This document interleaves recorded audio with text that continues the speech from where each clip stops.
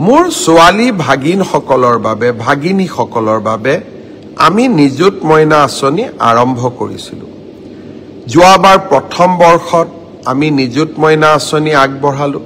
আপোনালোকে সকলোৱে জানে যে এই আঁচনি আমি বছৰত 10 মাহৰ বাবে এই আঁচনিৰ টকা আমি লাভ কৰোঁ। এতিয়া 10 মাহ সম্পূৰ্ণ হ'ব, কিন্তু দ্বিতীয় বছৰতো আমি নিযুত মইনাৰ আঁচনি পাম।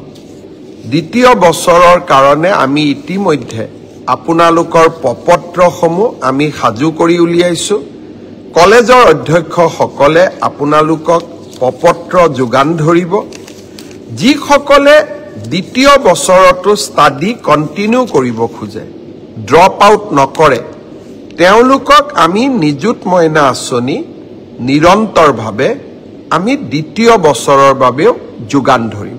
অৰ্থাৎ ফাৰ্ষ্ট ইয়াৰত আমি পালোঁ বা পাই আছোঁ, এতিয়া আমি ছেকেণ্ড ইয়াৰতো পাম।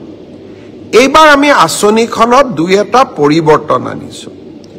চৰকাৰী মহাবিদ্যালয় বা বিশ্ববিদ্যালয় যিসকলে সেলফ ফাইনেন্সিং কোৰ্সত পঢ়ি আছে, তেওঁলোকেও এইবাৰ নিযুত মইনা পাব। যোৱাবাৰ মোক বহুত ছোৱালীয়ে লিখিছিল যে মামা আমি নিযুত মইনা পোৱা নাই। পিছত মই খবৰ কৰি গম পাইছিলোঁ যে তেওঁলোকে চৰকাৰী কলেজতে পঢ়ে, প্ৰাদেশিকৃত কলেজত পঢ়ে, কিন্তু সেলফ ফাইনেন্সিং কোৰ্সত পঢ়ে। তাৰ বাবে যোৱাবাৰ আমি নিযুত মইনা দিয়া নাছিলোঁ, কিন্তু এইবাৰ আমি সেলফ ফাইনেন্সিং স্কিমত পঢ়া সকলকো আমি নিযুত মইনা আঁচনি দিম।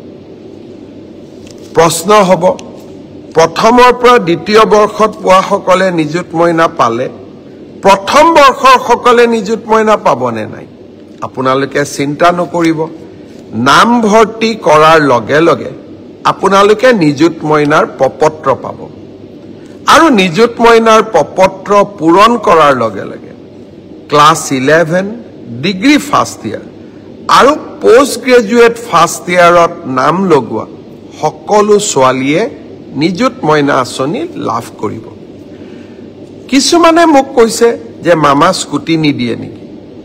এইবাৰ আমি হায়াৰ ছেকেণ্ডাৰী পৰীক্ষাৰ আগতেই বাতৰি কাকতত ডাঙৰ ডাঙৰ বিজ্ঞাপন দি সকলোকে জনাইছোঁ যে নিযুত মইনা আৰু স্কুটি 2টা আঁচনি ৰাজ্য চৰকাৰে পৰিচালনা কৰিব পৰাৰ সক্ষমতা আমাৰ নাই।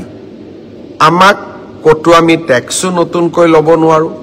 সকলোৰে লগত আলোচনা কৰি সকলোৱে আমাক পৰামৰ্শ দিছিল যে স্কুটি ফাৰ্ষ্ট ডিভিজনত পাছ কৰা ছোৱালীসকলে পায়, কিন্তু নিযুত মইনা সকলোৱে পাগে, স্কুটি আঁচনিখন পৰিচালনা কৰিব নালাগে। একেবাৰতে বন্ধ কৰি দিলে কোনোবাই বেয়া পাব। সেইকাৰণে এইবাৰ আমি পৰীক্ষাৰ আগতেই সকলোকে কৈছোঁ যে 80% লাভ কৰা ল'ৰা আৰু ছোৱালীকহে এইবাৰ আমি স্কুটি দিম। কিন্তু যিসকলে স্কুটি নাপাব, ছোৱালীয়ে ভাগিনীসকলে, তেওঁলোকে নিযুত মইনা আঁচনি পাব। সেইকাৰণে আপোনালোকে ছ'চিয়েল মিডিয়া বা আন স্থানত স্কুটিৰ কাৰণে পোষ্ট দি নাথাকিব, কাৰণ চৰকাৰৰ বাজেট ইতিমধ্যেই পাছ হৈ গৈছে। আমি সকলো বিধানসভাত বহি একেলগে সিদ্ধান্ত লৈছোঁ যে আমি স্কুটি নিদিওঁ, নিযুত মইনা দিম। আৰু নিযুত মইনা আঁচনিখনে ইমান দুখীয়া ল'ৰা ছোৱালীক, দুখীয়া ছোৱালীক সহায় কৰিছে, তাক আমি তাৰ যিটো উপকাৰিতা তাক আজি আমি মৰ্মে মৰ্মে দেখা পাইছোঁ। দেউতাক মাকে এতিয়া ছোৱালীৰ পঢ়াৰ খৰচেই দিব নালাগে।